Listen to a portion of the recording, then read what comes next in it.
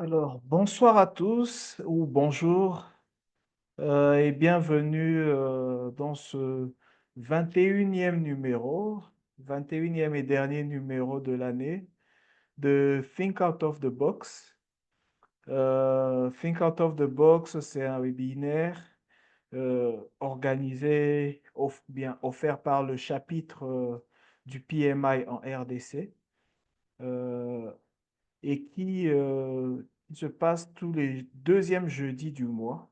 Sauf que pour ce dernier numéro, nous avons glissé d'une semaine. Et au cours de ce webinaire, nous accueillons, nous recevons un professionnel de la gestion de projet et qui va nous parler de son parcours, de son expérience et, et nous parler de ce qu'il pense de sa vision de la gestion de projet. Alors, pour ce dernier numéro, nous avons l'honneur de recevoir une référence mondiale dans la gestion de projet. C'est un honneur pour nous pu, euh, euh, d'avoir pu trouver un créneau pour recevoir cette personne qui, vous allez le découvrir, a non seulement beaucoup fait pour la gestion de projet, mais surtout a beaucoup à partager. Euh, et cette personne qui est devant vos écrans, c'est le docteur Onana, André Onana. Bonsoir, docteur. Bonsoir Didier, merci pour l'invitation. Bonsoir à tout le monde. Alors, très rapidement, je vais vous présenter qui est le docteur Onana. La première chose à dire, c'est que le docteur Onana, c'est un passionné de gestion de projet. Et c'est quelqu'un qui aime partager sa passion pour la gestion de projet. Et donc, en plus de ça, il est consultant en gestion de projet pour son entreprise qui s'appelle Urbi et Orbi. Il est titulaire d'un doctorat en sciences de gestion et professeur en gestion de projet à l'ESM Dakar. Bien sûr, il est membre et volontaire au sein du PMI, au sein du chapitre du Sénégal. Il fait partie des fondateurs du chapitre du Sénégal qui a été fondé en 2015. Il nous en parlera un peu plus. Et il a occupé le poste de président du chapitre du Sénégal pendant une certaine période. Et en dehors de ça, il a occupé plusieurs postes au sein de PMI Global. Il a eu à faire beaucoup de tâches et il aura le temps de nous en parler en profondeur pour vous dire que on peut s'engager non seulement au niveau local, mais aussi au niveau global. Et enfin, il sera à partir de janvier 2025 le Region Mentor de la région du PMI pour la région Afrique centrale et de l'Ouest. Il va nous parler aussi un peu plus de ce que représente un Region Mentor, en quoi consiste le travail de Region Mentor. Enfin, il est détenteur de beaucoup de certifications dont il nous parlera. Et donc, c'est un honneur de vous recevoir. Mais avant, bien sûr, de discuter, d'aller en profondeur dans tous ces sujets, nous allons, comme à l'habitude, partager pour les personnes qui nous suivent aujourd'hui et surtout qui ne connaissent pas encore bien c'est quoi le PMI, comment devenir membre, c'est quoi un volontaire. Très rapidement, nous allons nous allons partager, nous allons présenter rapidement le PMI et le chapitre du PMI en RDC.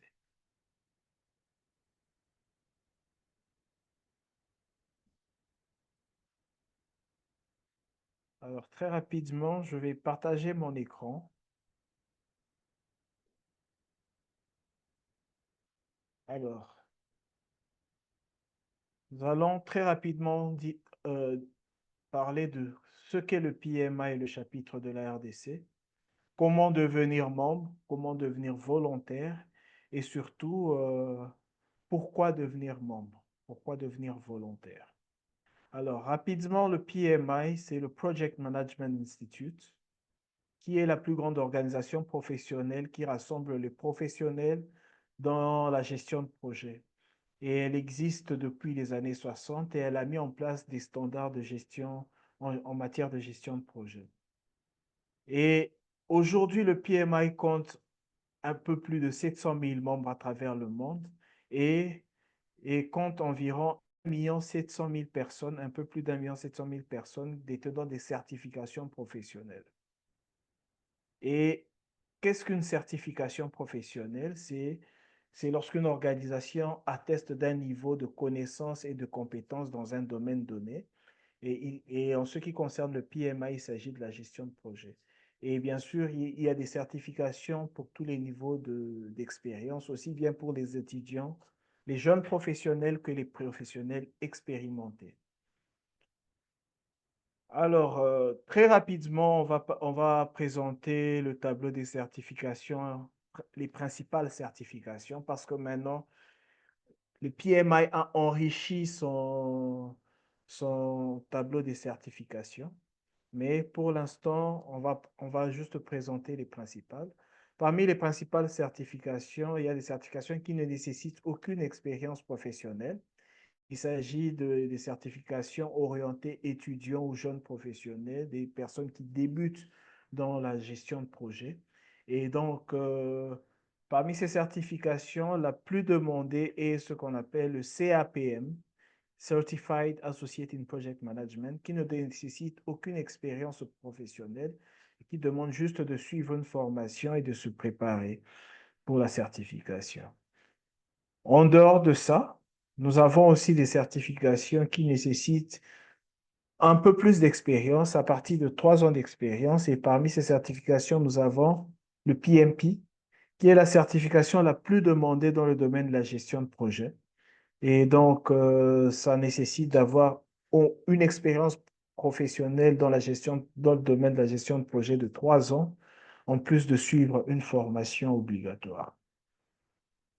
Après, nous avons des certifications pour les seniors, c'est-à-dire des professionnels de plus de 8 ans d'expérience. Il s'agit principalement de la gestion de programme et la gestion de portefeuille.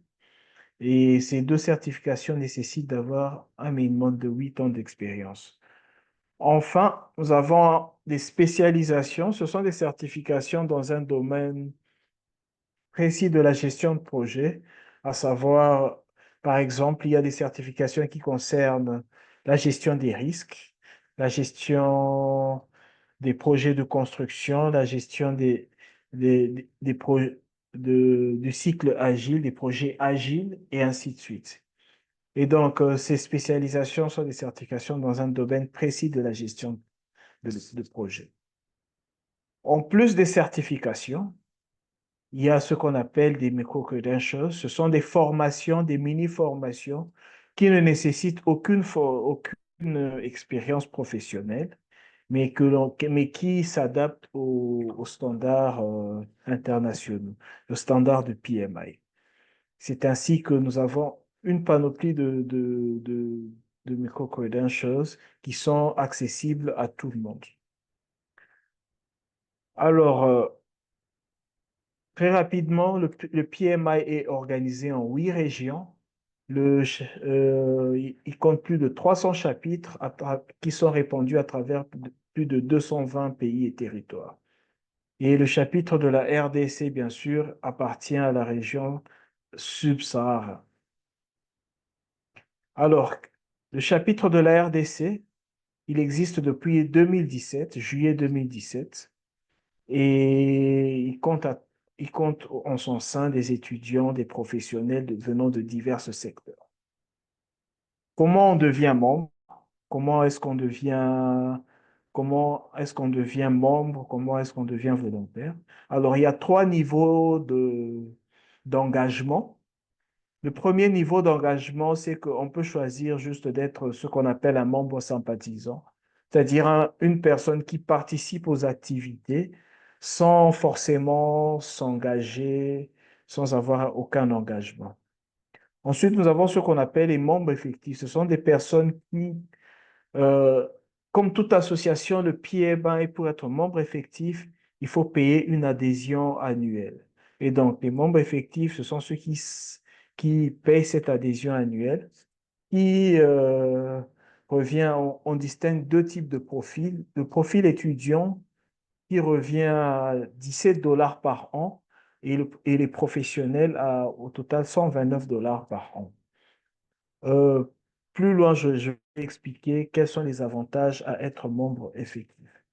Enfin, le troisième niveau d'engagement, c'est lorsqu'on décide de donner de son temps et de son expertise pour participer aux activités, à l'organisation des activités du PMI. Et donc là, on se décide de donner de son temps bénévolement et de devenir volontaire au sein du PMI. Voilà un peu les trois niveaux d'engagement, mais peu importe le niveau d'engagement, lorsqu'on veut être membre du PMI, on doit respecter le code de déontologie et de conduite professionnelle. Et donc, ce code de déontologie et de conduite professionnelle doit être respecté par tous et repose sur quatre principales valeurs fondamentales: la responsabilité, le respect, l'impartialité et l'honnêteté. Enfin, pourquoi devenir membre? Pourquoi devenir volontaire? Premièrement, le premier avantage, c'est qu'on fait partie d'une communauté, tant au niveau mondial qu'au niveau local. C'est-à-dire que, on sait, je l'ai dit plus tôt, le PMI, c'est plus de 300 chapitres répandus dans plus de 220 pays et territoires. Et au niveau local, le chapitre de la RDC a dépassé la barre des 170 membres effectifs et on compte environ plus de 300 membres sympathisants, une dizaine d'organisations partenaires et environ plus de 80 volontaires qui travaillent à à l'organisation des activités.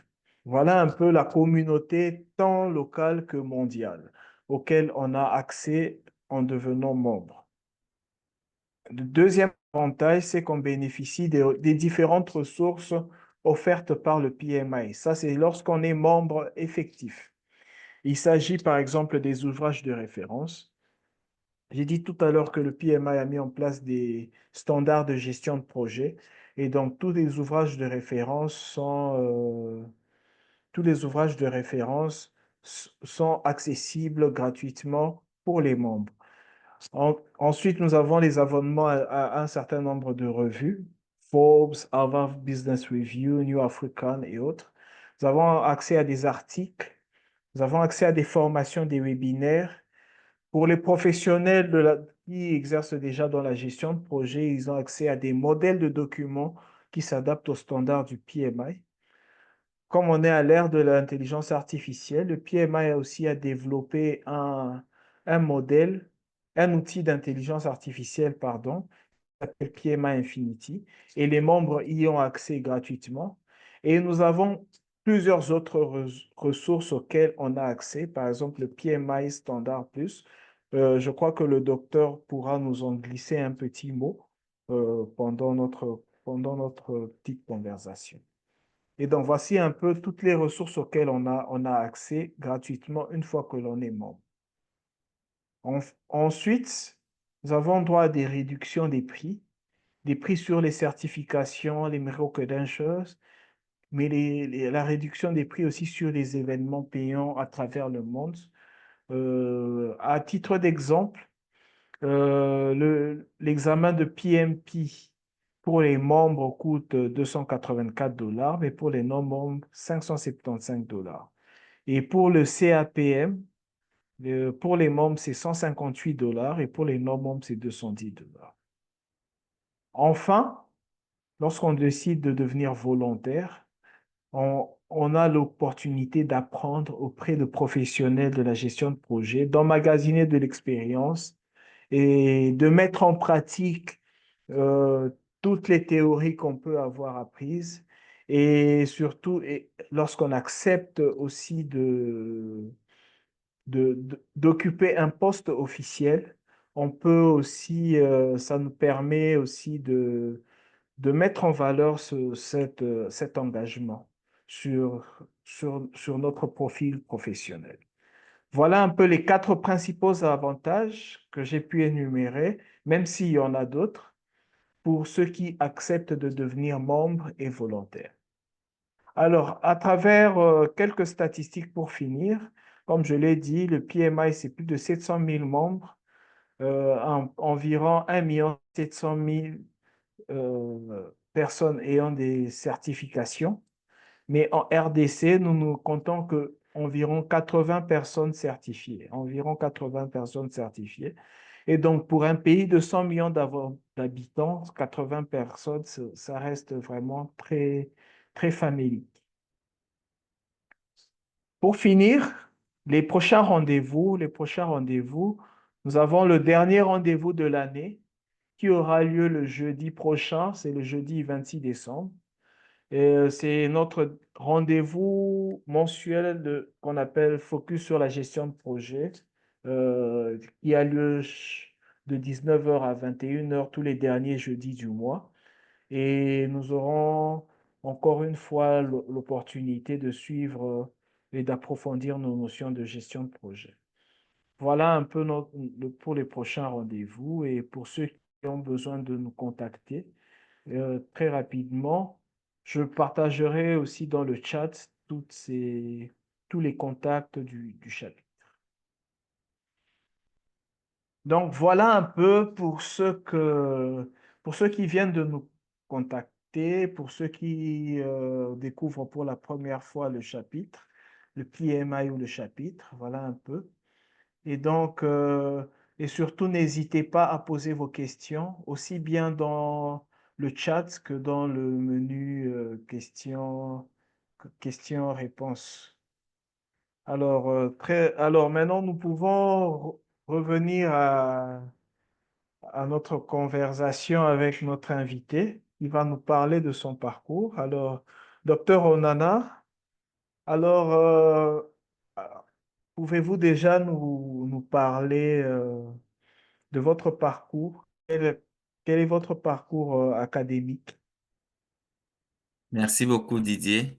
Donc, je réitère mes salutations aux membres du chapitre qui sont connectés et aux sympathisants de la gestion de projet qui nous écoutent à travers la RDC et aussi en dehors de la RDC. Je suis très honoré de participer à cette 21e édition de Think Out the Box que je trouve être un concept très intéressant.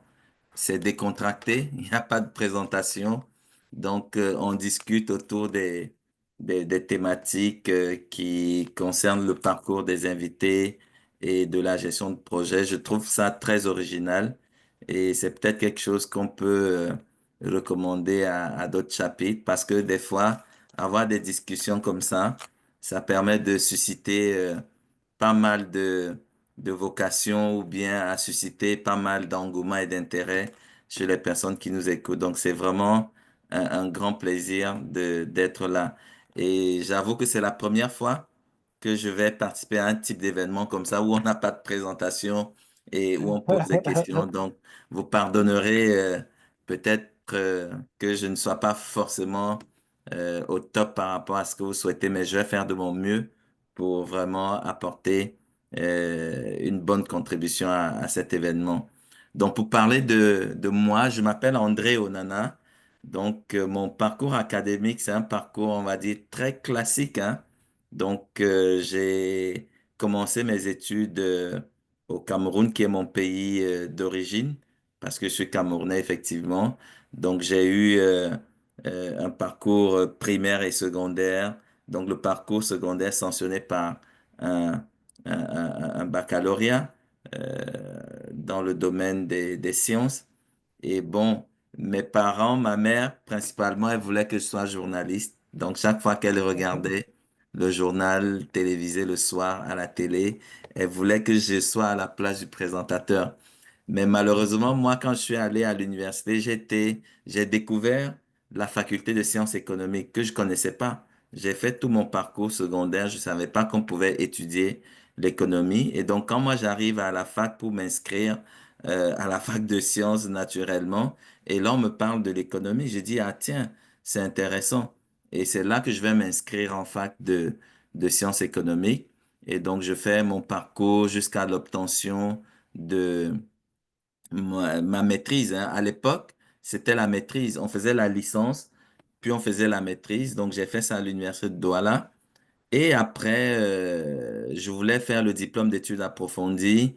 Il n'y avait pas ça à Douala, donc j'étais obligé d'aller à Yaoundé. Et c'est à Yaoundé que j'ai eu mon diplôme d'études approfondies.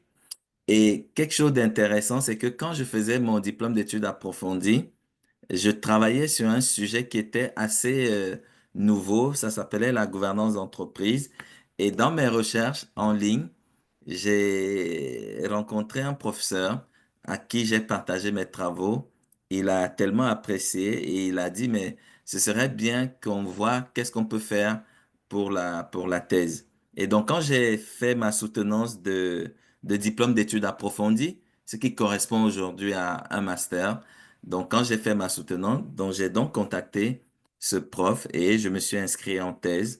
Donc, j'ai fait une thèse en co-tutelle entre l'université Cheikh Anta Diop de Dakar et l'université de Poitiers. Donc, j'ai une co-tutelle et j'ai donc fait mes travaux de thèse. J'ai soutenu ma thèse en 2015. Donc, je suis titulaire d'un doctorat en sciences de gestion, option finance. Ma thèse de doctorat porte d'ailleurs sur le financement des PME du secteur des TIC.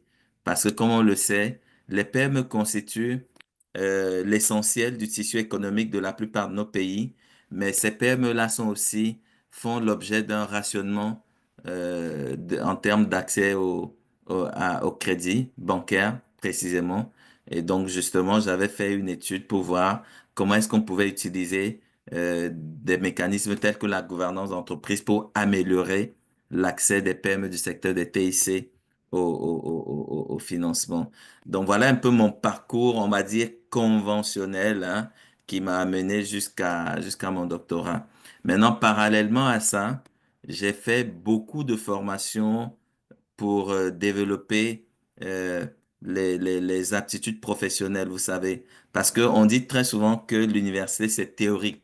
Voilà. Donc, et puis quand vous sortez de l'université et que vous allez dans le monde professionnel, souvent les gens ont besoin que vous rajoutiez quelque chose en plus. C'est de ça que Didier parlait tout à l'heure. Le pouvoir des certifications, les certifications professionnelles. Voilà, c'est tellement important.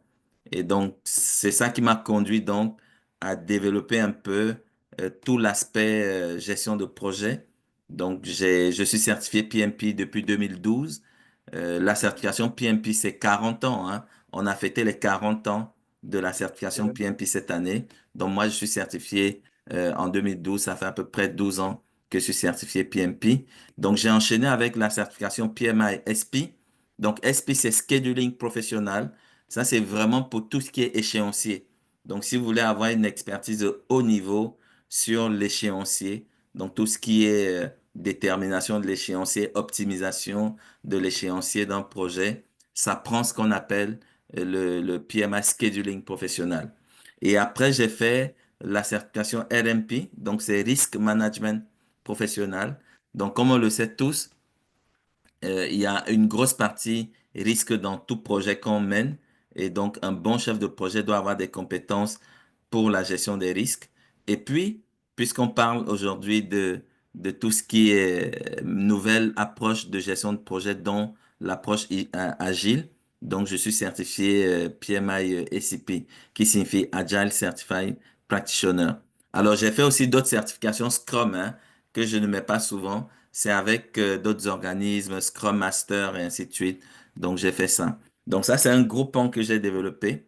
Alors, comme mon domaine, c'est la finance, donc j'ai aussi beaucoup travaillé pour développer des compétences dans le domaine de la finance digitale. Donc, j'ai étudié à Harvard pour la FinTech. Donc, j'ai un diplôme de Harvard en FinTech. Je suis aussi diplômé de l'école de finance, de management et de finance de l'Université de Francfort, où j'ai fait aussi un diplôme en finance digitale. Et puis, j'ai fait aussi un diplôme aux États-Unis avec l'université Tufts, qu'on appelle le Digital Finance Practitioner. Donc, voilà un peu. Donc, moi, je dirais que j'ai un profil purement gestion avec une grande spécialisation finance, finance digitale et gestion de projet. Donc, c'est un peu Ok, ça mon parcours académique. très bien, très Mhm. bien. Euh, Ça fait beaucoup de choses. Oui, C'est un parcours vraiment très riche. oui. Et Mhm. alors, et le parcours professionnel, j'imagine que que à un moment donné, vous avez eu à combiner aussi bien le parcours académique que professionnel. C'est ça. Mais qu'est-ce que vous pouvez nous dire de votre parcours professionnel? Alors, mon parcours professionnel, c'est vraiment un parcours, on va dire, très hybride. Donc, je suis très impliqué dans le milieu universitaire, mais aussi dans le milieu professionnel. Parce qu'en réalité, ma conviction, c'est que nous, dans le monde universitaire, si on ne sait pas ce qui se passe dans le monde professionnel, nos enseignements n'auront pas vraiment beaucoup de valeur. Donc, c'est pourquoi Tout à j'ai fait. tenu à véritablement avoir ces deux pieds-là, aussi bien dans le monde universitaire que dans le monde professionnel. Donc, ma carrière dans le monde universitaire, c'est assez simple, hein.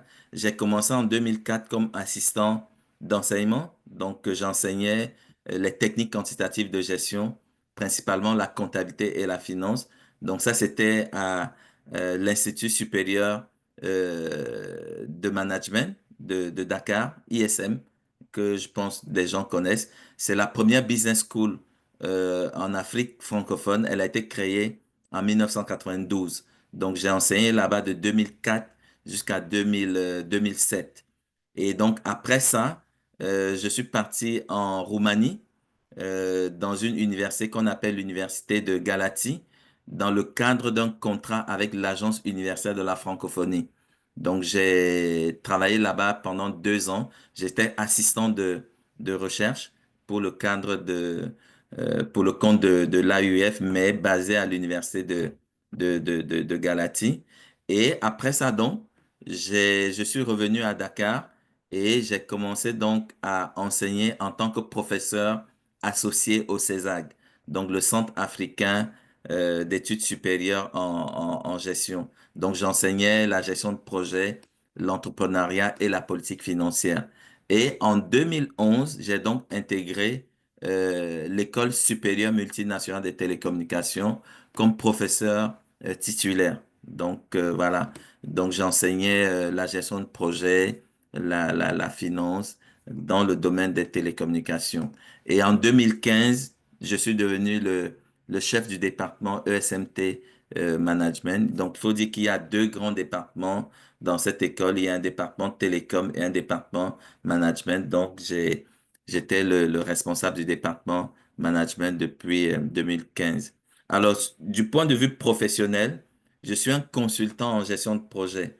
Je pense que je vais vous parler un peu comment mon amour avec la gestion de projet est né, mais j'ai fondé mon propre cabinet de conseil en gestion de projet qui s'appelle Project Urbi Orbi.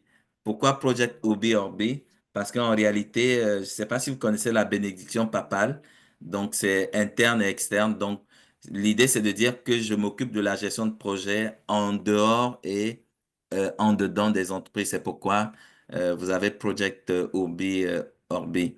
Donc je travaille avec beaucoup de grandes boîtes comme Vivo Énergie. Donc, Vivo Énergie, c'est eux qui exploitent la marque Shell.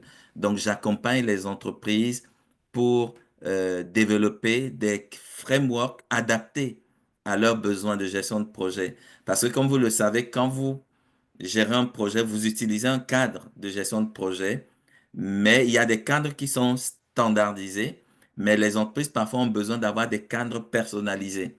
Donc, ma job vraiment, c'est d'accompagner les, les entreprises à développer des cadres qui leur sont spécifiques en termes de gestion de projet. Donc, c'est vraiment ça que mon cabinet fait. Et donc, c'est ça que je fais dans le monde professionnel. Par exemple, il y a quelques jours, j'étais à Malabo avec l'Union internationale des télécommunications parce qu'on travaille sur un projet en ce moment de benchmark des TIC en Afrique centrale. Donc, c'est un peu ça vraiment mon parcours professionnel. Donc, c'est à la fois universitaire et très professionnel aussi. Voilà. Ok, parfait, parfait. Et alors, j'imagine que ça fait vraiment longtemps que vous êtes dans la gestion de projet, mais quel est votre plus premier souvenir euh, de comment vous avez découvert la gestion de projet? À quand Oui, remonte vraiment votre premier souvenir et votre oui. première expérience? C'est ça. Moi, ma première expérience, je vais jamais l'oublier. Ça remonte vraiment au tout début de ma carrière en 2004. Donc, moi, j'ai été recruté comme enseignant. Donc, ça veut dire que moi, mon travail, c'était de pouvoir préparer et délivrer des enseignements. Alors, un matin, je suis dans mon bureau, je reçois un coup de fil du président de l'ISM à l'époque, donc c'était Monsieur Amadou Diao, qui m'appelle et je vais à son bureau. Et c'est quelqu'un qui vient au bureau très tôt et moi aussi je suis quelqu'un de très matinal. Et donc j'arrive pour répondre à son appel. Il me fait asseoir, il me dit, bon voilà, j'ai, j'ai eu des discussions très intéressantes avec le président de la République à l'époque et il voudrait que on délocalise, qu'on crée des antennes de l'ISM dans toutes les régions du Sénégal. Et moi, je voudrais que tu participes à ce projet-là. Donc, il avait recruté un chef de projet, un Suisse, qu'il avait nommé donc à la tête de l'équipe, et il m'a mis dans l'équipe de projet. Et c'est comme ça que je me suis donc lancé dans la gestion de projet, que j'ai découvert qu'il y avait un métier même qu'on appelle la gestion de projet. Donc, nous avons planifié, on a ouvert les antennes. Donc, la première antenne que nous avons ouverte, c'était à Ziguinchor. Pour ceux qui se rappellent un peu, Ziguinchor, c'est un peu le sud du Sénégal qui était un peu, euh, qui est assez reculé. Et justement, à cette époque-là, il venait d'avoir le naufrage du bateau Jola. Donc, c'était un peu difficile d'y accéder. Et on est allé là-bas, on a fait le repérage, on a identifié un terrain, on a ouvert l'école. Ça a tellement bien marché que ensuite on a ouvert à Thiès, qui est aussi une région du Sénégal. Ensuite, on a ouvert à Kaolack.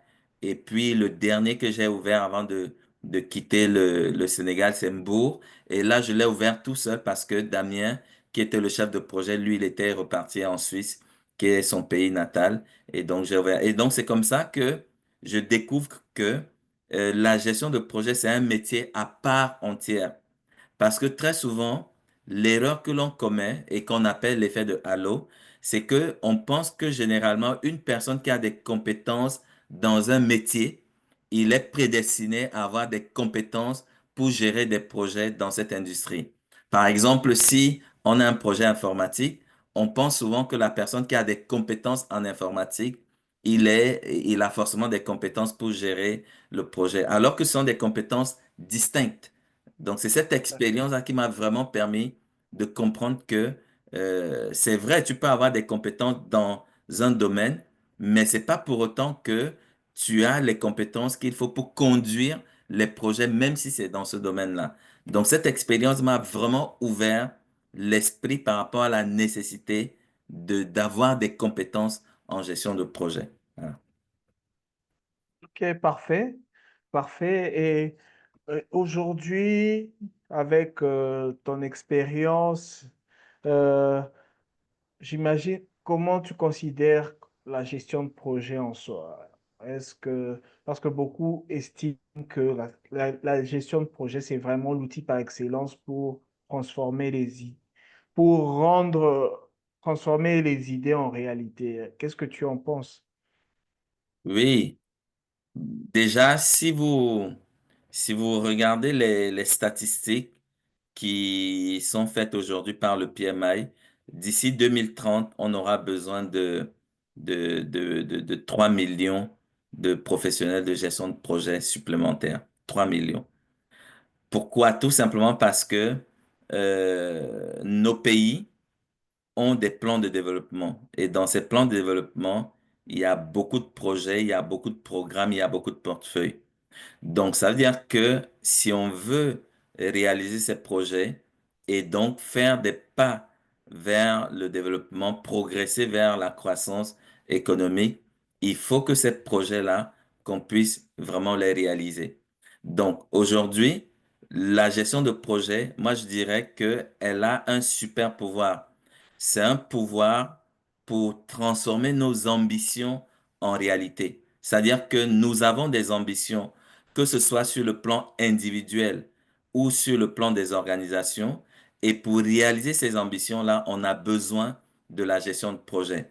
Et c'est d'ailleurs pourquoi vous allez observer que la stratégie actuelle du PMI, qu'on appelle PMI Next, elle est basée justement sur le succès des projets. Si on parle de ça, littéralement, c'est Elevate Our World, hein. C'est Elevate Our World, euh, c'est-à-dire élever notre monde, hein, grâce au succès de la gestion de projet. Littéralement, c'est We maximize project success to elevate our world. Elevate our C'est-à-dire que words.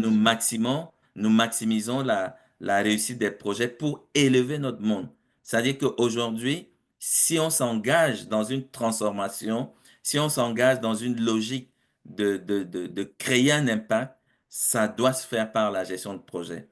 Et c'est justement pourquoi le PMI est très centré aujourd'hui sur doter les individus de compétences qui sont nécessaires pour que ces individus-là puissent réaliser leurs projets. Parce que si euh, vous avez des projets et que vous n'avez pas les compétences pour réaliser ces projets, vous allez voir que vous aurez du mal à réaliser vos ambitions.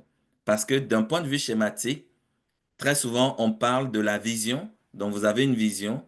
Et derrière cette vision, il y a des projets qui vont permettre de rendre opérationnelle votre vision. Vous comprenez un Tout peu? à fait. Et Tout à fait. justement, vous avez besoin d'outils, vous avez besoin de méthodes, vous avez besoin d'un mindset pour pouvoir réaliser ces projets-là et créer de la valeur. Donc, pour moi, aujourd'hui, je dirais que toute personne qui veut réaliser ses ambitions, toute personne qui a des objectifs et qui veut les réaliser, s'il veut se donner les moyens de véritablement les réaliser, il faut qu'il s'approprie les outils, les méthodes de la gestion de projet. Ça va vraiment lui faciliter les choses. C'est pourquoi les organisations, les pays sont à la recherche de personnes avec des compétences en gestion de projet.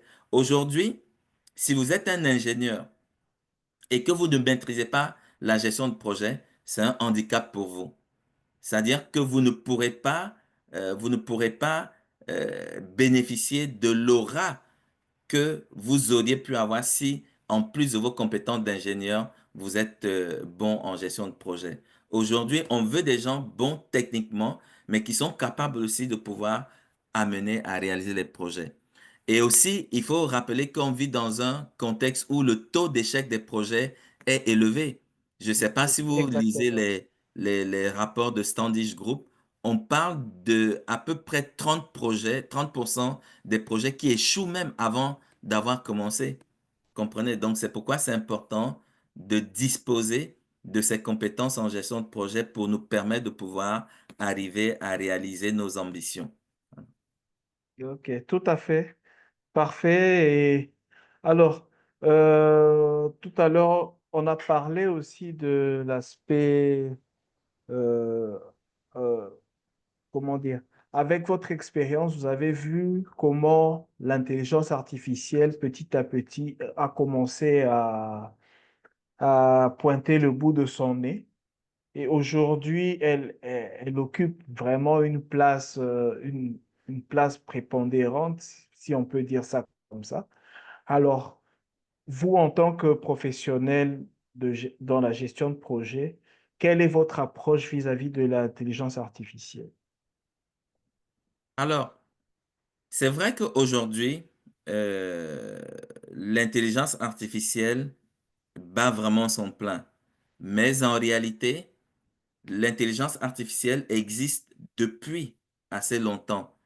Elle a juste OK. été popularisée dans les années 2020-2022, hein, parce que c'est en 2022 que ChatGPT sort et tout le monde commence vraiment à entendre parler de, de l'intelligence artificielle. Mais c'est vraiment une technologie qui existe depuis longtemps et sur laquelle les gens travaillent. Et deuxième chose aussi que je veux dire, c'est par rapport à l'intelligence artificielle et pourquoi c'est important pour nous dans la gestion de projet aujourd'hui. Parce que quand on regarde dans la littérature, on nous dit que la gestion de projet, c'est l'un des domaines qui a le moins été influencé par la transformation numérique. On parle OK. d'un taux de pénétration des technologies d'à peu près 25, 21% seulement. La plupart des gestionnaires de projets que vous interrogez par rapport à l'utilisation de la technologie, c'est les logiciels. Ils vont vous dire, j'utilise MS Project, j'utilise Primavera. Ça ne va pas plus loin que ça.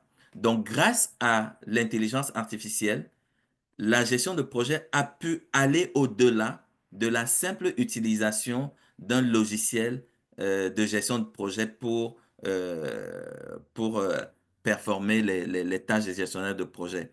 Donc, c'est vraiment, comment on appelle, comme les anglophones appellent ça, il y a un gros changement qui est en train de se faire dans notre métier en ce moment grâce à l'intelligence artificielle. Et c'est donc pourquoi toutes les personnes qui s'intéressent à la gestion de projet devraient aussi s'intéresser à l'intelligence artificielle. Alors, l'intelligence artificielle aujourd'hui façonne le métier de gestionnaire de projet, on va dire, sur trois niveaux. Donc, on a tout ce qui est, premièrement, automatisation. Donc, grâce à l'intelligence artificielle, on est capable d'automatiser pas mal de petites tâches que nous faisons qui nous prennent beaucoup de temps. Les rapports, les réunions, les rapports, les comptes rendus de réunions, les rapports des projets, toutes ces choses-là qui nous prennent beaucoup de temps parce qu'on le fait manuellement ou avec un logiciel, avec l'intelligence artificielle aujourd'hui, ça va vraiment très vite. Ce qui fait que vous pouvez gagner du temps pour vous consacrer sur des tâches beaucoup plus stratégiques pour le projet. Le deuxième niveau, c'est tout ce qui est lié à la prédiction et à la planification. Parce qu'en gestion de projet, on fait beaucoup de planification. À titre d'exemple, si on prend la version 6 du PMBOK, on a 49 processus de gestion de projet. Il y en a 24 qui sont dédiés uniquement à la planification. Donc, ça veut dire Planification, qu'un très important. gros du travail va être fait dans la planification. Et justement, avec l'intelligence artificielle, on va gagner beaucoup en précision dans les prédictions et donc on va faire un peu beaucoup plus facilement nos planifications. Donc, on gagne beaucoup dans ce domaine-là.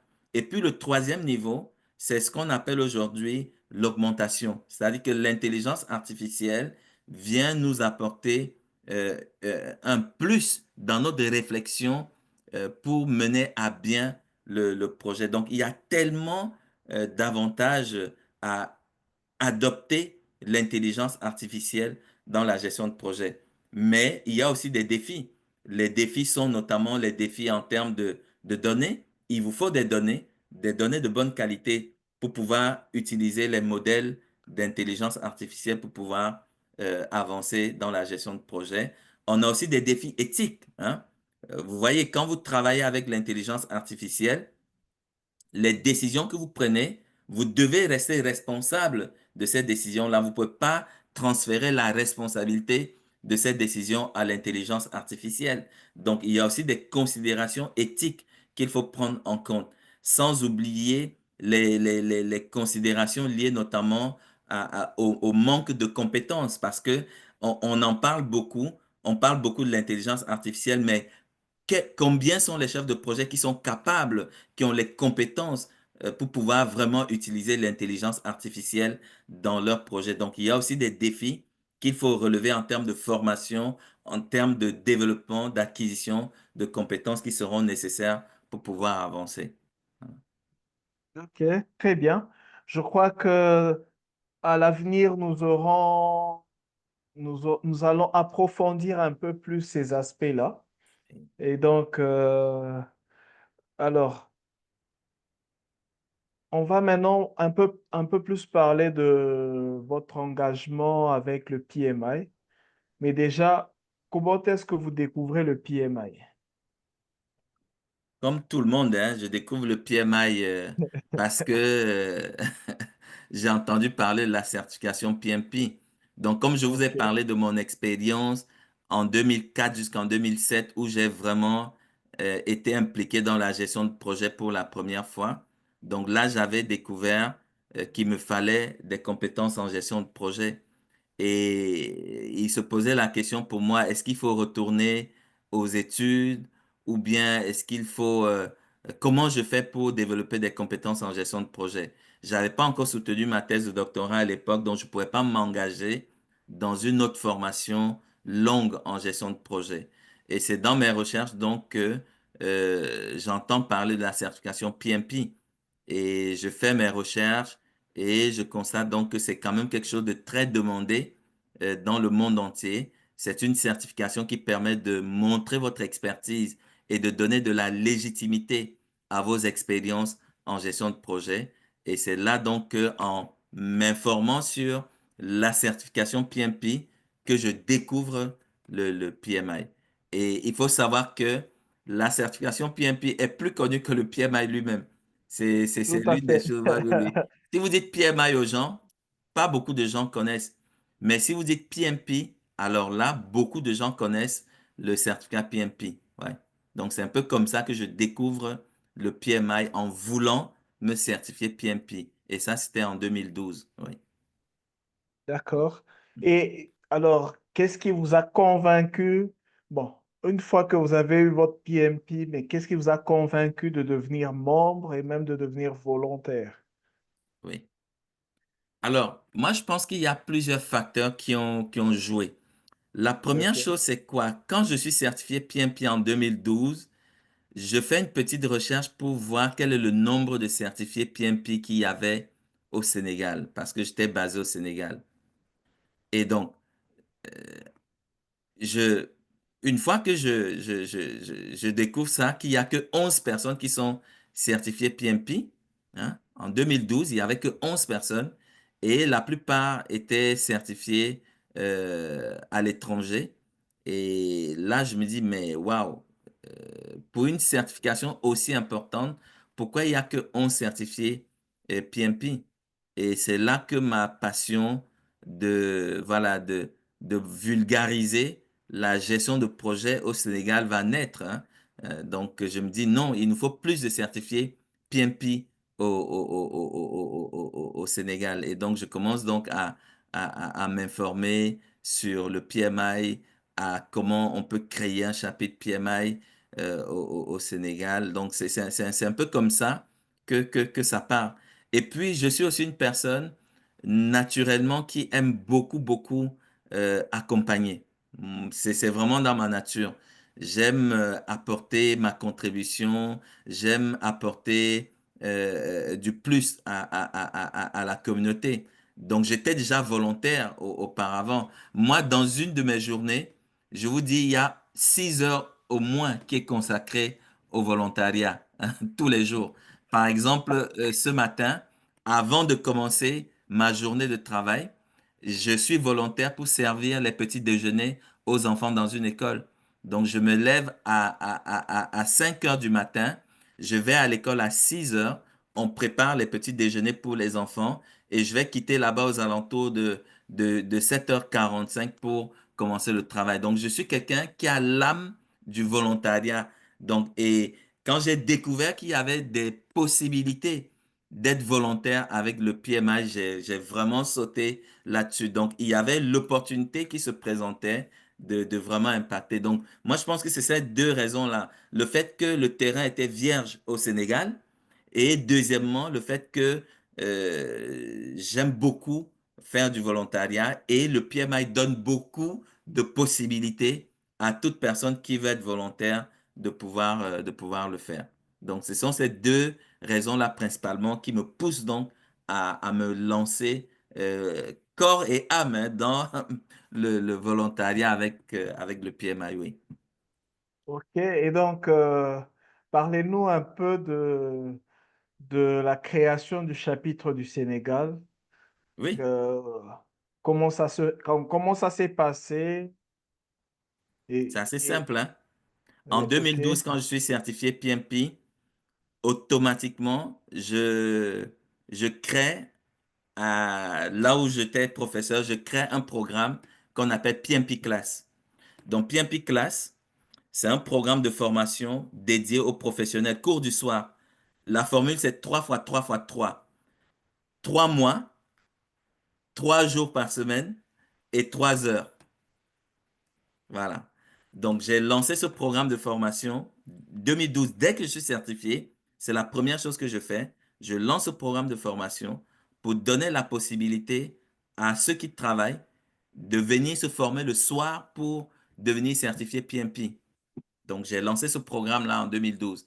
Et donc, 2012, 2013, 2014, j'ai beaucoup de personnes qui font ce programme. Donc, il y a beaucoup de certifiés PMP qui, qui se mettent en place au Sénégal et par ailleurs, qui deviennent aussi membres du PMI. Parce qu'une condition pour créer un chapitre PMI dans un pays, c'est que vous devez avoir une bonne communauté de personnes qui appartiennent déjà au PMI. Parfait. Donc, grâce à Exactement. cette formation PMP Class que j'ai lancée, j'encourage les personnes à adhérer au PMI. Et donc, une fois que j'ai le nombre qu'il faut, c'est dans mes étudiants que je vois avec ceux qui sont intéressés pour qu'on crée un chapitre PMI Sénégal. Donc, en 2015, je contacte le PMI, ils vérifient, ils disent que oui, vous avez le nombre qui est requis pour créer un chapitre. Parmi mes anciens étudiants, je les prends, on forme, on met en place le comité de pilotage dont j'étais le président. On écrit notre business plan, on le soumet et notre chapitre est validé. Moi, je dirais que c'est le chapitre qui a été créé, je vais vous dire, en 6 mois. C'est-à-dire que ça n'a pas duré. Ça n'a pas duré. C'est-à-dire que dès qu'on a mis en place le comité de pilotage, on a rédigé notre business plan, on l'a soumis, on l'a validé, et puis nous, on était approuvé en 2015 pour lancer le chapitre, et puis on a fait le lancement officiel en janvier 2016, parce que le chapitre a été créé en mars 2015, on a fait le lancement officiel avec une grande cérémonie en janvier 2016. Donc, c'était vraiment une expérience assez, c'est allé facilement pour nous. Je vois là en ce moment qu'il y a beaucoup de chapitres qui font 1 an, 2 ans pour être créés. Peut-être qu'il y a de nouveaux défis, mais nous, vraiment, par chance, c'est allé super vite. On se retrouvait les soirs, on s'était partagé le business plan, chacun a rédigé une partie, on est venu, on a compilé tout ça, on a soumis un premier draft, ils nous ont fait des recommandations, on a amélioré, on a soumis, et puis c'est passé. On a fait le site, le logo, et puis voilà, c'est passé. Ah, parfait, parfait, parfait. Et donc, que peut-on retenir de ton passage en tant que président du Oui, chapitre? Qu'est-ce que tu retiens, disons? oui, je retiens principalement des choses intéressantes. Donc, j'ai eu 2 mandats de président. Le premier de 2015 à 2018. Et puis, moi, je suis parti.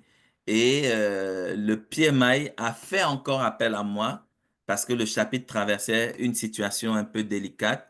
Donc, ils ont fait appel à moi en 2021 pour reprendre les rênes du chapitre afin de stabiliser la situation. Donc, c'est la raison pour laquelle je reviens président après que je sois parti. Alors, je pense que l'une de mes plus grandes réalisations, c'est d'abord le membership. Donc, je pense que pour la première fois, le chapitre PMI Sénégal avait dépassé les 200 membres, hein. Donc, ça, c'est quand même quelque chose d'important pour un chapitre francophone, parce que les chapitres Parfait. anglophones sont assez loin, mais pour un chapitre francophone, c'est beaucoup. La deuxième chose dont je suis vraiment fier en tant que président du PMI Sénégal, c'est que nous avons réalisé notre première conférence nationale en décembre 2022, quand j'étais président. C'était la toute première fois que le chapitre PMI Sénégal faisait une conférence nationale. Lors de cette conférence nationale, tenez-vous tranquille, il y a eu tout le staff du PMI Afrique, donc George Assamani, qui était présent. On avait à peu près 50 speakers. Il y avait une trentaine de Waouh! speakers, oui, il y avait une trentaine de speakers nationaux et une dizaine de speakers qui venaient de l'étranger. Voilà. Donc, ça avait demandé une grosse organisation et on a eu une participation d'à peu près 350 personnes qui ont participé à la conférence. Donc, pour moi, c'est vraiment quelque chose quand je regarde encore les photos, les choses qu'on a fait, Je crois c'était, qu'on avait ouais, suivi ça de loin, si je me rappelle ouais, bien. J'avais suivi ça de ouais, loin. c'était au Mhm. Méridien Président, un des plus grands hôtels de Dakar. C'était vraiment quelque chose d'exceptionnel. Donc ça aussi, c'est quelque chose que je retiens beaucoup. L'autre chose aussi que je vais surtout mentionner, c'est que on a fait des webinaires quelque chose de... Vous savez, les webinaires, à l'époque, on pensait que c'était des choses très sophistiquées. Non, on a réussi à démystifier les webinaires. Les webinaires, on en faisait systématiquement. C'était, voilà. Et ça faisait que les gens avaient des PDU. Parce que c'est aussi ça une problématique. Les Tout gens à qui sont fait. certifiés, il faut qu'ils aient des PDU. Et donc, il faut leur donner cette opportunité d'avoir des PDU. Donc, euh, on a rendu ça opérationnel, le fait d'avoir des webinaires régulièrement. Donc, ça, c'est quelque chose que je, je, je mettrais sur la balance. En réalité, quand je suis parti, on a fait une petite infographie en chiffres de ce que le PMI Sénégal a fait pendant que j'étais là. Donc, ce sont des choses voilà, qui sont intéressantes. Et je suis très content. Par exemple, quand je participe à l'événement du mardi, où le PMI Sénégal gagne le award Exactement. Oh, voilà, exactement. du chapitre de l'avenir. Ça, c'est très important. Tout à Vous fait. comprenez un Tout peu. à Donc, ça veut dire fait. qu'il y a une fondation que nous avons laissée et que les gens peuvent, sur laquelle les gens peuvent travailler. Et ça, devant le PMI Ghana et le PMI Angola, il faut le dire. C'était trois chapitres qui étaient nominés. Angola, Ghana et Sénégal. Et le Sénégal sort vainqueur de cette compétition-là. Sans oublier de mentionner aussi que le PMI Sénégal a été nominé pour le Chapter Award au niveau global, hein. Voilà, c'est Au vrai qu'on n'a global, pas oui. encore gagné, Oui, mais tout à fait. on a été nominé. Donc, c'est pour dire que quand même, il y a une fondation qui existe aujourd'hui et sur laquelle les présidents peuvent travailler et avancer. Et ça, c'est quand même quelque chose que, voilà, je suis très fier de cela. Parfait. Parfait. Alors, Et puis euh, Didier, l'une des choses oui, aussi, je peux me permettre de le mentionner, j'ai oui, beaucoup suscité les étudiants à s'intéresser au PMI parce que toi, tu t'occupes du Outreach Committee. Moi, c'est quelque chose que j'ai fait naturellement de par ma position enseignant. tout à Je te dis fait. que tous Oui. les midis, je prenais ma pause de midi à 13 heures pour donner des cours gratuitement aux étudiants pour préparer leur certification CAPM. Pour te dire, OK. j'ai fait ça pendant près de 2 ans. Ce qui fait que beaucoup d'étudiants se sont intéressés à la gestion de projet et sont devenus certifiés PMP. Et ça a beaucoup aidé dans leur intégration professionnelle. Et aujourd'hui, Michael Bécoin, qui est le président du chapitre PMI Sénégal, c'est un de mes anciens étudiants. Donc, c'est une OK. fierté pour moi de l'avoir impliqué dans la gestion de projet et aujourd'hui, il est à la tête du chapitre PMI Sénégal. Donc, ce sont des petites choses comme ça qui montrent à suffisance que, voilà, on est vraiment passionné par ce qu'on fait, en fait. Mhm. Tout à fait. Tout à fait. En tout cas, c'est très inspirant. C'est vraiment très inspirant. Et maintenant, comment se fait le passage de volontaire au niveau local à volontaire et référence au niveau global? C'est Comment est-ce ça. que ça se fait et comment est-ce que on y parvient, si on peut dire?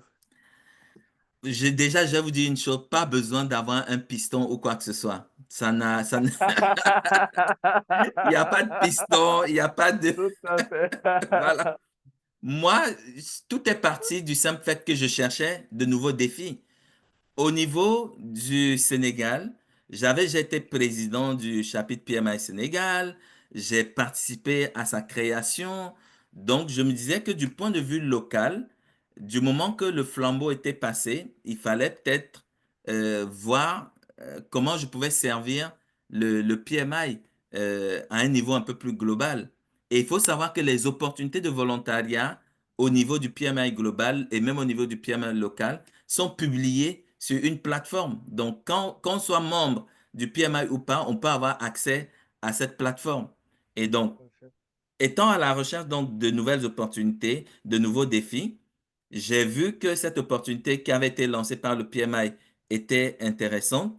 J'ai postulé. Maintenant, ce qu'il faut savoir, c'est que au niveau global, quand on veut servir de volontaire au niveau global, ça prend de postuler comme à un emploi. Vous êtes en compétition avec tout le monde entier. Donc, vous envoyez votre CV. Si vous êtes shortlisté, vous passez des entrevues. Donc, j'ai passé une entrevue et c'est comme ça. Donc, j'ai postulé, j'ai envoyé mon CV, j'ai été invité à l'entrevue. Il y avait le comité, j'ai fait mon entrevue et 2 jours après, j'ai reçu un courriel. Félicitations, vous êtes retenu comme membre du Ethics Member Advisory Group. Et c'est comme ça qu'en 2019, j'ai donc intégré pour la première fois le PMI au niveau global en tant que volontaire. Donc, c'est juste ça. Donc, si vous avez l'envie de servir le PMI à un niveau un peu plus haut au niveau global, prenez votre courage à 2 mains, postulez et puis euh, sentez-vous prêt pour relever de nouveaux défis. Moi, c'est comme ça que c'est parti. Mhm. Parfait. Et quels sont les postes que vous avez occupés au niveau global? Oui, au niveau global, c'est donc mon premier poste, c'est 2019-2020. C'est Ethics Member Advisory Group. Donc, c'est un comité où on s'occupe que des questions éthiques. Voilà. Mes plus grandes réalisations lors de mon passage au Ethics Member Advisory Group, c'est que c'est nous qui avons révisé la procédure de sélection du cabinet en charge d'accompagner le PMI pour réviser le code éthique. Parce que le code éthique, il faut le réviser chaque 10 ans, quelque chose comme ça. Même la périodicité n'était pas encore fixée. Donc, c'est nous qui avons travaillé pour définir la périodicité pour fixer la révision du code éthique. Donc, l'un de nos plus grands chantiers, c'était de mettre en place toute la procédure pour la révision du code éthique et de conduite professionnelle. L'autre chose aussi que j'ai beaucoup aimé faire pendant mon mandat, c'était de parler du code éthique, hein. C'était de parler du code éthique dans les différents événements du PMI. Donc, lorsqu'il y avait des événements du PMI, on m'invitait pour parler du code éthique et ça faisait donc que les gens étaient plus conscients, plus attentifs des considérations éthiques dans la gestion de projet. Mon deuxième rôle au niveau global, c'était le PMI Francophone Outreach Committee. Donc, qu'est-ce que c'est? C'est un groupe mis en place par le PMI pour promouvoir les bonnes pratiques de gestion de projet et le PMI dans les communautés francophones. Et donc, mes plus grandes réalisations, vous pouvez les trouver sur la plateforme projectmanagement.com parce que c'est une plateforme du PMI où on doit créer du contenu. Mais malheureusement, 95 ou 98% du contenu Exactement. est En anglophone. anglais. Donc, Exactement. notre job, c'était de pouvoir créer du contenu en français sur cette plateforme. Donc, j'ai moi-même animé des webinaires internationaux sur cette plateforme et j'ai aussi collaboré avec des experts de haut niveau de Harvard et de beaucoup d'universités pour faire des webinaires en français au niveau de la plateforme projectmanagement.com. Donc, ça, c'est quand même une réalisation dont je suis content par rapport à mon passage au niveau du PMI Francophone Outreach Committee. Et puis, j'ai beaucoup travaillé aussi, comme je vous disais, avec le PMI global, notamment le PMI Standard Plus.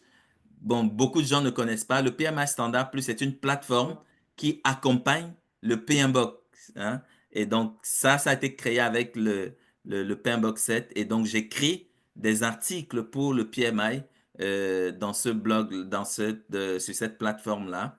Donc, pour ceux qui sont membres du PMI, si vous allez sur la plateforme PMI Standard Plus, vous pourrez lire quelques-uns de mes articles là-bas.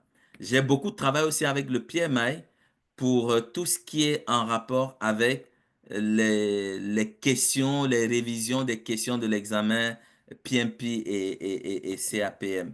Voilà. Et comme je vous le disais aussi, en ce moment, je travaille avec le PMI au niveau global pour rédiger le guide Agile seconde édition qui va bientôt sortir. Et à partir de janvier 2025, 1er janvier 2025, j'aurai l'honneur d'être le Region Mentor pour l'Afrique de l'Ouest et l'Afrique centrale. Donc voilà un peu mon parcours. Il faut dire que depuis 2019, je n'ai pas chômé au PMI global. Donc j'ai eu tout le temps des mandats depuis 2019 au niveau du PMI global. Et c'est vraiment des mandats très intéressants. Ça vous pousse euh, au-delà de vos limites, hein. Vous voyez un peu qu'est-ce que vous êtes capable de faire. Vous voyez des points où vous devez vous améliorer pour pouvoir avancer. Et ça, c'est ce que j'ai beaucoup, beaucoup aimé avec ces différents mandats-là. Parfait. Parlons du rôle de Region Mentor. Oui, En quoi consiste ce rôle-là déjà? Et puis, quelle est votre vision? Quel oui, est votre objectif? c'est ça. Alors, le rôle de Region Mentor, il est déjà, c'est la première fois qu'un francophone sera Region Mentor. Donc, un francophone n'a jamais été Region Mentor au PMI. Donc, voilà. Et ça existe depuis longtemps, hein. C'est toujours les pays, les ressortissants des pays anglophones qui étaient Region Mentor. Donc, pour la première fois, on aura un francophone qui sera Region Mentor. Donc, ça veut dire quoi? Ça veut dire que c'est une opportunité pour nous de pouvoir faire en sorte que les pays de langue française, hein, les pays francophones, puissent vraiment compter aussi dans l'écosystème du PMI.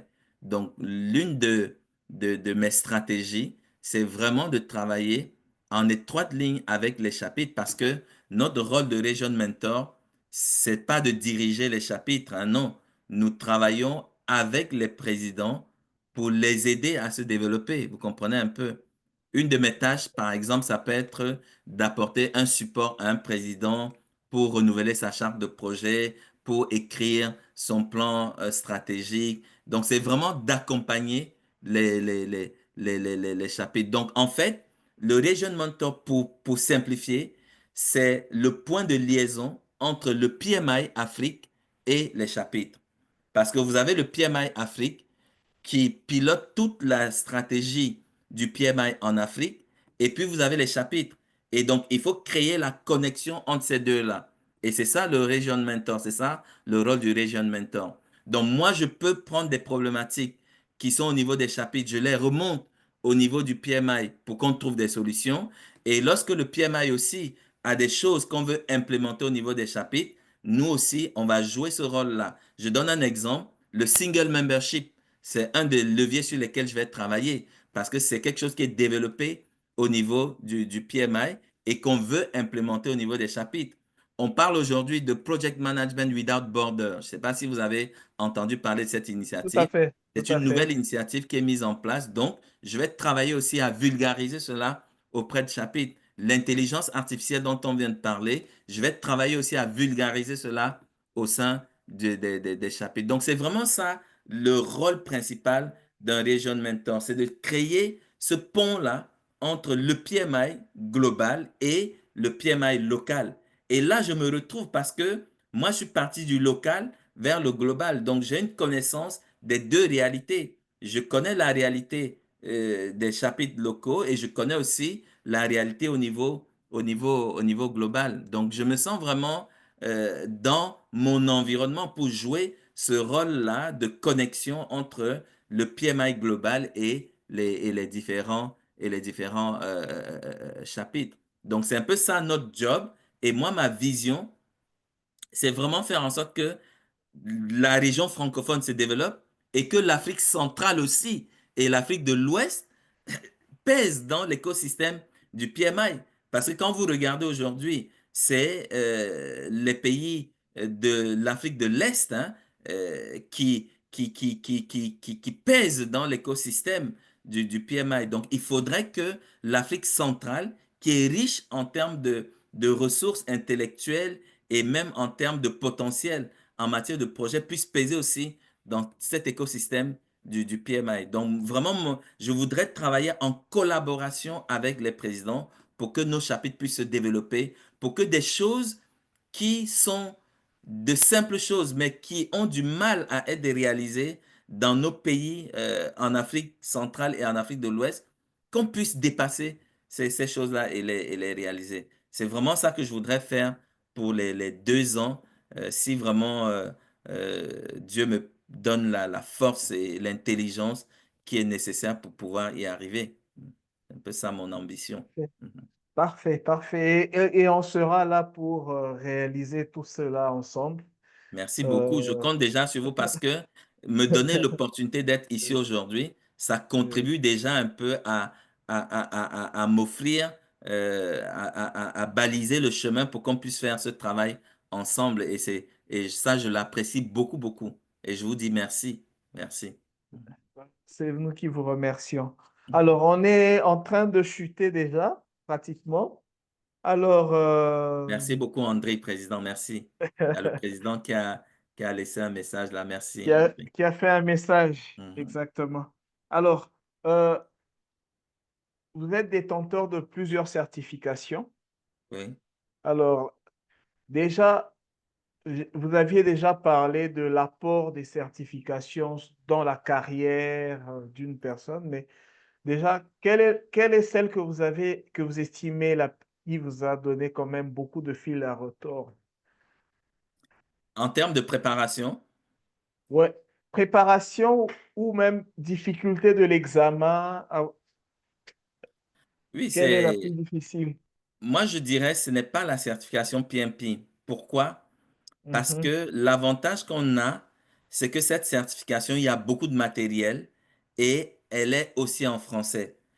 Maintenant, quand vous commencez à faire des certifications telles que SP ou RMP, il n'y a pas de version en français. Donc, vous OK. êtes obligé d'élever votre niveau en anglais pour pouvoir vraiment passer la certification. Donc, j'ai vraiment commencé à avoir des challenges quand il s'agit de faire des certifications au-delà de la certification PMP, parce que vous allez composer uniquement en anglais. Donc, étant donné que l'anglais n'est pas ma langue d'études, hein, moi j'ai fait toutes mes études en français, mais c'est le fait de côtoyer le monde professionnel qui a fait que je suis obligé aujourd'hui de travailler en anglais. Donc moi, je trouve que c'est là où j'ai eu un peu plus de défis parce qu'il fallait prendre cela en charge. Mais ceci étant, moi, je dis toujours, c'est la préparation qui fait que, bon, finalement, vous arrivez à tirer votre épingle du jeu. Moi, j'ai fait toutes mes certifications en une seule fois, vous imaginez. Je n'ai jamais repris un examen. PMP, j'ai fait une fois, ainsi de suite. Donc, ça veut dire que ça prend juste beaucoup. Ça m'a pris beaucoup plus de temps et d'énergie pour les autres certifications en dehors de la certification PMP. Mais celle qui m'apporte en termes plus de valeur ajoutée, c'est clair que c'est la certification PMP. Je vous ai dit par exemple que j'ai eu la chance d'accompagner une grande multinationale, hein. C'est une multinationale qui a 17 filiales. Ils m'ont confié le projet de travailler sur leur référentiel de gestion de projet, de le déployer dans toutes les 17 filiales et la maison centrale. C'est un projet qui m'a pris plus de 4 années pour développer le référentiel, le tester, l'implémenter. Et ça, si j'ai gagné ce marché, je pense que c'est parce qu'il y avait ces 3 lettres-là, PMP, qui sont très importantes, vous comprenez? Voilà. Si je n'étais Tout pas à fait. certifié PMP, je ne suis pas sûr que j'aurais eu ce marché-là. Et ça donne aussi de la légitimité parce qu'aujourd'hui, on est plus ou moins légitime pour parler de gestion de projet dans les milieux professionnels parce que si vous n'êtes pas certifié PMP, c'est un peu difficile. Être certifié PMP ne veut pas dire vous, que vous êtes le dieu de la gestion de projet. C'est pas ce que ça veut dire. Ça donne juste de la légitimité à vos expériences en gestion de projet. C'est-à-dire que pour une personne qui est certifiée PMP, elle a une certaine légitimité. Mais ça ne veut pas dire que celui qui n'est pas certifié PMP ne connaît pas la gestion de projet. Non, il va connaître Bien la sûr. gestion de projet. Mais dans certains milieux, il ne va pas forcément bénéficier de la même crédibilité que quelqu'un qui est certifié PMP va avoir. Et c'est pourquoi moi, j'encourage vraiment les gens qui ont beaucoup d'années d'expérience en gestion de projet à se certifier PMP juste pour donner cette légitimité qu'elles ont pour bénéficier de cette crédibilité-là. Tout à fait. Alors, la dernière question avant de répondre aux questions de nos participants, Mhm. c'est qu'est-ce que vous considérez comme votre plus grande réussite? Et surtout, quelles sont vos plus grandes leçons apprises au cours de votre parcours en termes de gestion de projet? Quelles sont les leçons deux, trois leçons que vous estimez qu'il est important que Moi, vous en... ma plus grande réussite, je vous assure, c'est de voir comment est-ce que le PMI est en train de se développer aujourd'hui dans beaucoup de pays en Afrique de l'Ouest et en Afrique centrale. Parce que le chapitre PMI Sénégal a fait tache d'huile. Donc, ça fait que les pays qui sont autour, Niger, Burkina, tout ça, Bénin, ils ont vu ce qui se passe au Sénégal et ça les a encouragés à créer un écosystème. Je veux citer aussi le Togo.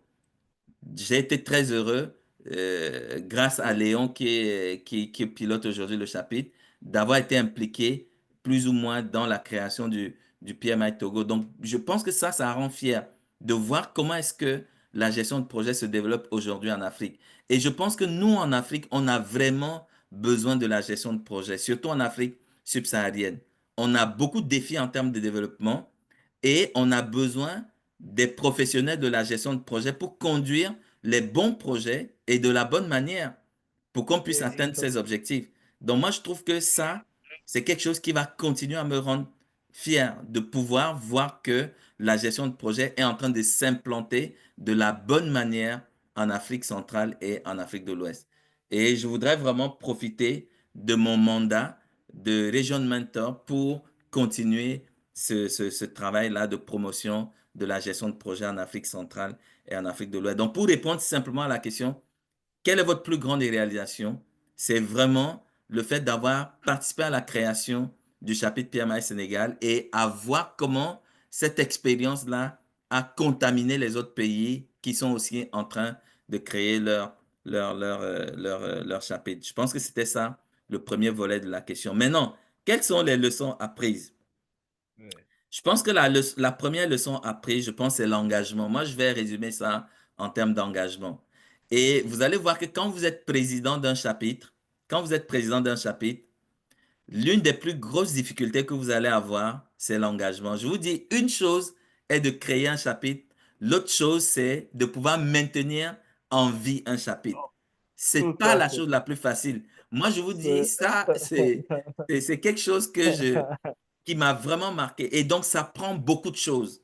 Ça prend beaucoup de choses. Ça prend des compétences interpersonnelles, ça prend de la communication. Donc, je dirais que le premier défi, c'est comment créer de l'engagement, Tout comment à fait. faire en sorte que les gens soient engagés. Et ça, c'est extrêmement important. Et je pense que, il faut s'armer de beaucoup de patience, il faut de la volonté, il faut de la pédagogie pour que les gens comprennent que le volontariat, parce que volontaire, ça ne te donne pas de l'argent. Ça ne te donne Tout pas de à fait. l'argent. Tu n'es pas payé. Exactement. Tu n'es pas payé. Exactement. Mais ça peut avoir des retombées. Moi, je sais qu'il y a beaucoup de choses. Il y a beaucoup de choses que je gagne du point de vue professionnel grâce au fait que je suis volontaire du PMI et donc ça me donne une certaine aura, une certaine crédibilité. Mais l'engagement, c'est important. Et moi, je suis une personne très engagée. J'adore m'engager pour des causes. Quand je suis engagé, vraiment, j'y vais. Donc, la première leçon, c'est ça. C'est engager, s'engager et engager les gens, hein. Engager, s'engager et engager les gens. Tout à La fait. deuxième leçon que je pense être importante par rapport à ces expériences, je pense que elle est relative à quelque chose qu'on ne voit pas très souvent, hein. C'est que en tant que professionnel de la gestion de projet, nous avons une responsabilité par rapport au développement de notre continent. Je pense que aujourd'hui, je participe à beaucoup de projets sur le continent. Et si j'avais pas été volontaire du PMI, je suis pas sûr que ma contribution serait aussi qualitative que celle que j'ai en ce moment. Donc, je pense que la deuxième leçon que je tire de mon expérience de volontaire, c'est que l'expérience de volontaire te fait grandir à un niveau que tu peux même pas imaginer. Et cette élévation-là que tu as grâce au PMI global, au PMI local, ça te permet de pouvoir apporter une contribution significative pour l'avancement de notre continent. Moi, je travaille aujourd'hui avec de grandes organisations comme l'Union internationale des télécommunications. On est engagé dans des projets, un projet tout récent, projet de benchmarking des TIC en Afrique centrale, qui consiste un peu à développer l'accès et les infrastructures des TIC en Afrique centrale. Mais j'aurais pas pu apporter des contributions significatives à ce projet-là si j'avais pas été engagé à ce niveau-là avec le PMI. Vous comprenez? Par exemple, là, je me prépare à délivrer tout un contenu sur... Parce qu'il y a un critère qui est très important dans l'écosystème du numérique, c'est travailler avec les parties prenantes. Est-ce que les régulateurs travaillent avec les parties prenantes? Et justement, nous, en gestion de projet, on a tout un domaine, on a toute une Pas de domaine. expertise dans l'engagement des parties prenantes. Et ça, je vais transférer cette expertise-là dans le domaine des télécommunications. Donc, on a des choses qu'on peut prendre dans le secteur, dans la gestion de projet et qu'on peut amener dans d'autres industries pour les faire avancer. Donc, ça, c'est une leçon que je retiens beaucoup. La gestion de projet nous donne beaucoup de choses qu'on peut amener ailleurs pour enrichir d'autres industries. La troisième chose, c'est que il y a des défis. Deux gros défis que je remarque. Le premier, c'est les fuseaux horaires. Vous savez, quand vous êtes engagé avec le PMA au niveau global, vous êtes avec des équipes virtuelles. Et ces équipes virtuelles, elles sont distribuées. Les gens sont en Australie, les gens sont en Nouvelle-Zélande, les gens sont en France. Et donc, il faut se réunir, il faut travailler. Donc, les fuseaux horaires, ça prend vraiment de se lever à des heures auquel on n'est pas habitué pour travailler. Donc ça, c'est un défi que vous devez prendre en compte quand vous engagez pour devenir volontaire global. Et un autre défi, c'est celui que j'évoquais tantôt, la langue, parce que la langue de travail, ça va être l'anglais. Donc il va falloir élever son niveau d'anglais pour travailler avec les collègues. Donc voilà quelques enseignements. Donc je dirais trois enseignements. Le premier, c'est que l'engagement est la clé. Engagement Il faut s'engager et faire en et sorte que les gens s'engager. s'engagent. Hein. Exactement. Autant vous pouvez vous engager, mais c'est difficile de faire en sorte que les gens s'engagent. Hein. Moi, j'étais président de chapitre, c'est une difficulté. Deuxièmement, ça prend aussi de pouvoir transposer des choses que nous allons vivre au niveau du monde de la gestion de projet, de les transposer dans d'autres industries. Comme moi, ce que je fais en ce moment, je transpose pas mal de choses du domaine de la gestion de projet vers l'industrie des télécommunications, des TIC, comprenez? Et puis les défis, se préparer aux fuseaux horaires qui sont différents, se préparer aussi à élever son niveau d'anglais parce que ça va beaucoup jouer. Hein, ça va beaucoup jouer. D'accord. Merci beaucoup, docteur André. Vraiment, ça a été une très belle conversation. On peut, et une expérience très enrichissante. On a quelques questions. On Oui. a quelques questions. Alors, la première question, c'était quelle certification pour un expert en planification stratégique? Une certification dans la gestion de projet, c'est ça, pour quelqu'un qui est Ouais, dans la planification stratégique, c'est ça? ouais.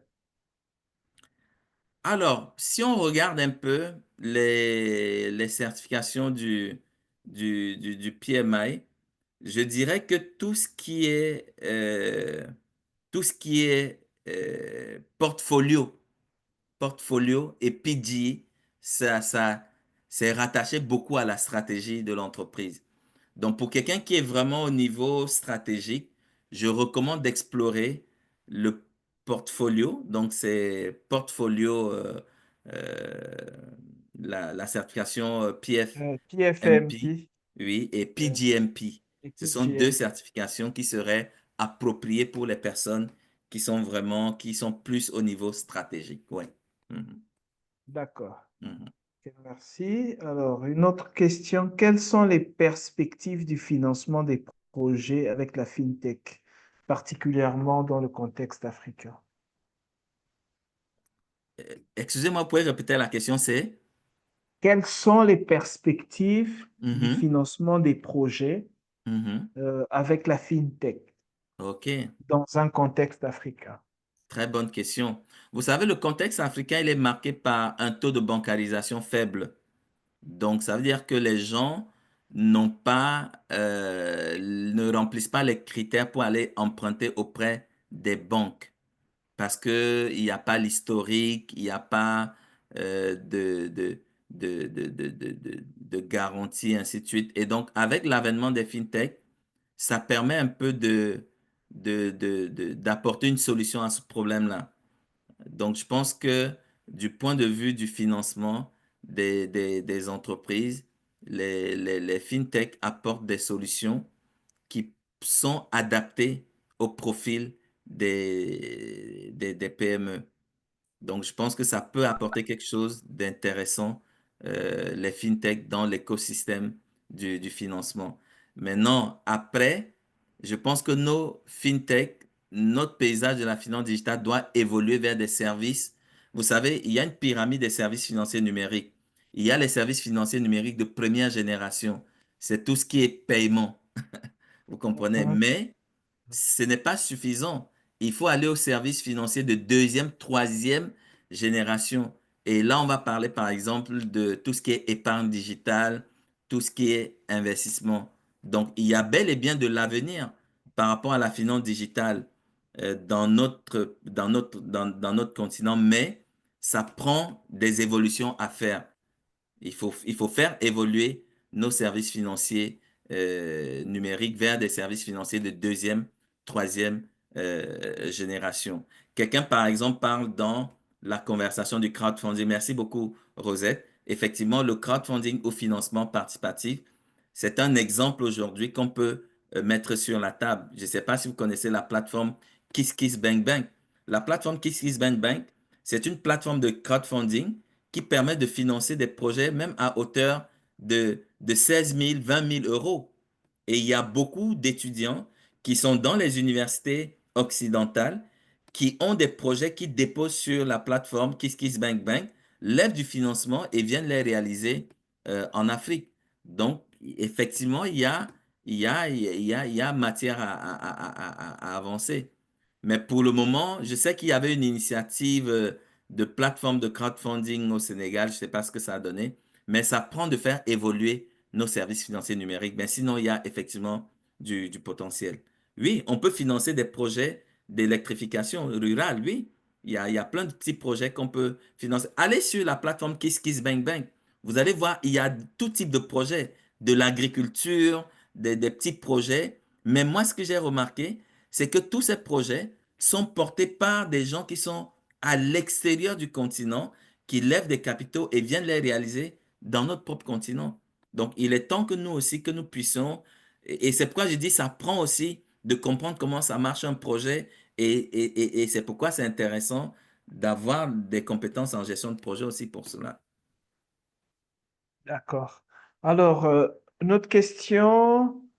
Quel conseil vous pouvez donner pour développer un chapitre en impliquant davantage les jeunes professionnels et étudiants? Moi, je pense que les conseils, je pense que je sais pas, je suis pas, j'aime pas beaucoup donner des conseils parce que je me dis, les conseils, bon, moi je dirais plutôt que chacun doit écouter là où son cœur le mène, hein. Ça, je vous le dis, chacun de nous, il y a des choses qui le rendent sensible. Voilà, si vous avez certaines sensibilités, n'hésitez pas. Maintenant, ce que je pourrais juste vous dire, c'est que euh, si vous voulez, vous pouvez. Et puis, il n'est jamais trop tard. Moi, c'est une des devises qui fonde un peu ma vie sur le plan personnel. Pour moi, il n'est jamais trop tard pour faire les bonnes choses. Donc, moi, mon conseil, peut-être, c'est essayer de trouver votre why. Parce que quand tu trouves ton why, tu vas pouvoir aller où tu veux, tu vas pouvoir te donner les moyens d'aller où tu veux. Essayez de trouver votre motivation intérieure. C'est quoi votre why? Quand vous allez trouver votre why, vous allez voir que tout va venir, tout va s'enchaîner.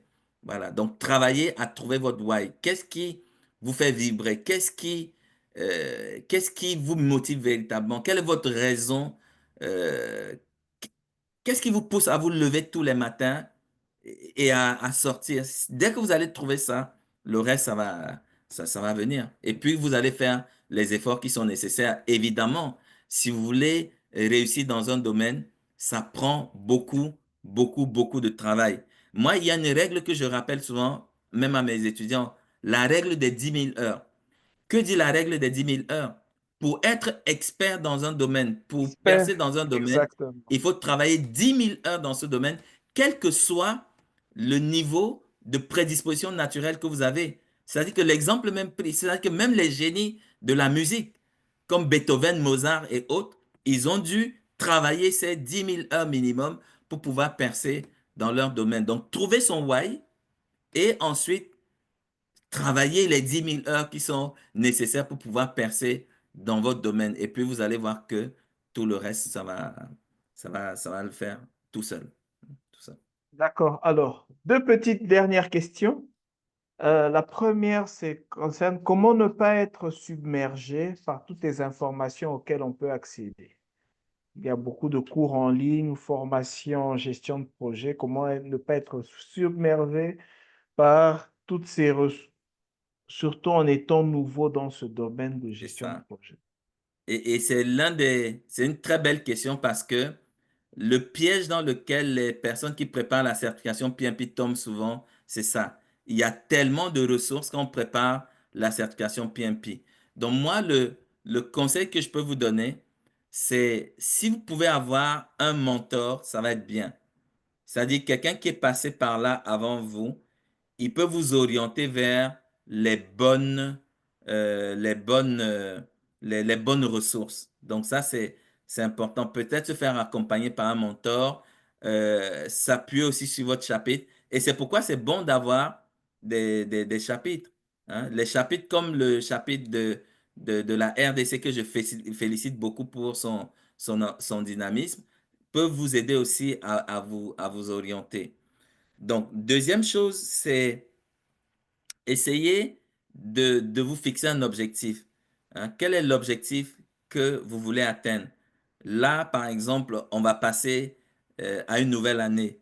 Hein. Donnez-vous des objectifs que vous voulez atteindre pour la nouvelle année. Et en fonction de ces objectifs, posez-vous la question, qu'est-ce qu'il me faut comme ressource pour pouvoir y aller? Et là, vous pouvez le voir. Et donc, moi, je pense que c'est que comme ça qu'on peut faire. Et puis, il ne faut pas hésiter à se lancer et puis à rétro-pédaler si c'est nécessaire. Il ne faut pas toujours penser que il faut que tout soit parfait dans le plan avant de se lancer. Sinon, on ne va jamais se lancer. À un moment donné, il faut prendre le courage de se lancer. Et puis, si on fait des erreurs, on apprend de ces erreurs et on s'améliore. Et c'est l'une des choses aussi qui caractérise les environnements agiles. L'erreur est un bon moment d'apprentissage. Donc, foncez. Si ça ne marche pas, revenez sur vos pas, demandez des conseils et puis c'est comme ça qu'on arrive à avancer. Et moi, justement, sur ma plateforme LinkedIn, je partage énormément de ressources, hein, pour aider les Tout à gens fait. à s'améliorer dans la gestion de projet. Si quelqu'un vient me dire aujourd'hui qu'il n'a pas les compétences en gestion de projet parce qu'il n'a pas de quoi payer un cours, je lui dirais que c'est faux. Va sur ma plateforme LinkedIn, tu vas avoir beaucoup de cours, des très bons cours proposés gratuitement par les meilleures universités du monde pour te permettre d'avoir des compétences en gestion de projet. Donc, il faut juste Tout aller à fait. sur mon compte LinkedIn, choisir le cours qui vous intéresse et commencer.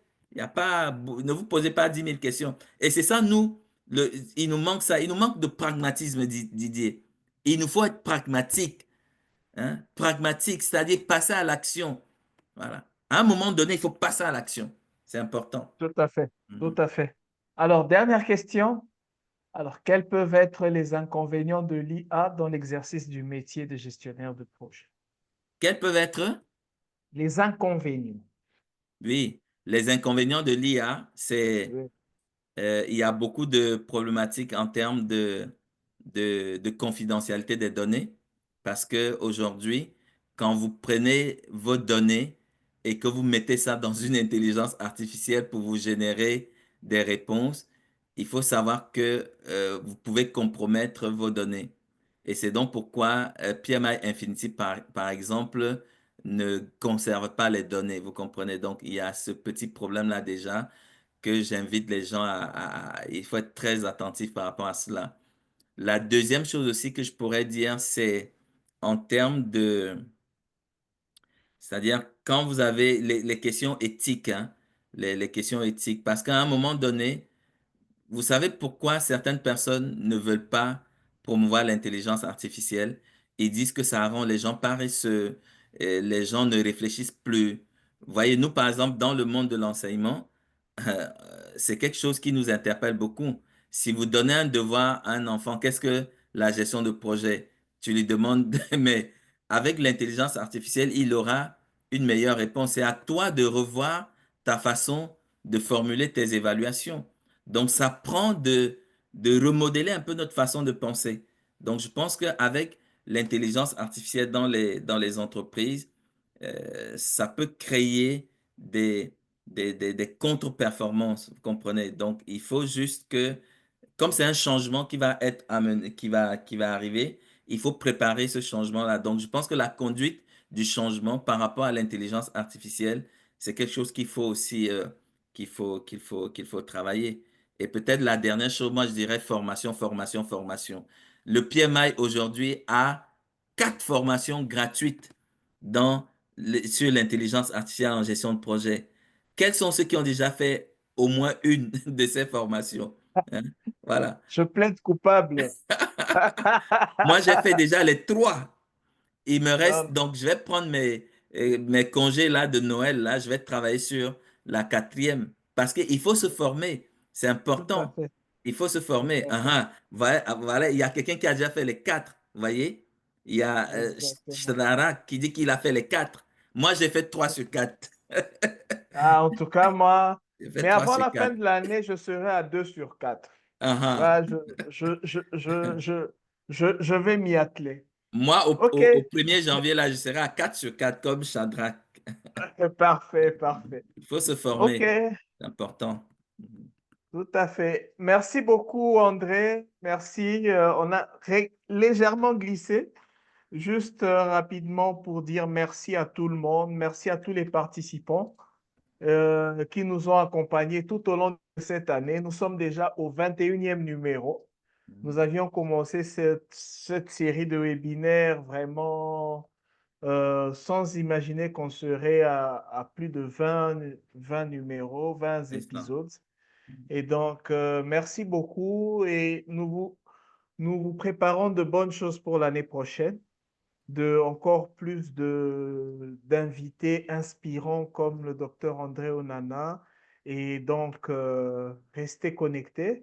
Je voudrais aussi remercier tous les volontaires qui ont fait à ce que l'on puisse, que ce webinaire puisse avoir lieu, qui ont communiqué et ainsi de suite. Merci à tous. Et je vous rappelle le rendez-vous, le dernier rendez-vous de l'année, c'est le jeudi prochain 19h à 21h, nous aurons le focus sur la gestion de projet.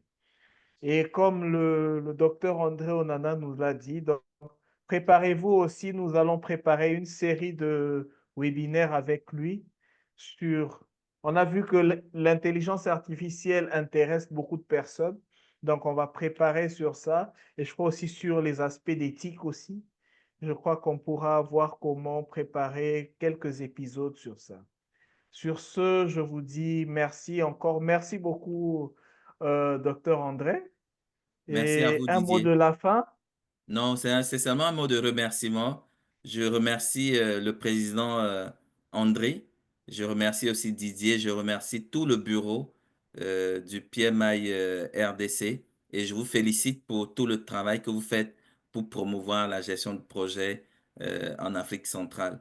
Ce fut un vrai plaisir. J'ai même pas vu le temps passer, Didier. Je te jure. Exactement. Moi, quand tu me dis qu'on a débordé Euh, des minutes, moi, je me disais qu'on est à peine à 1 heure.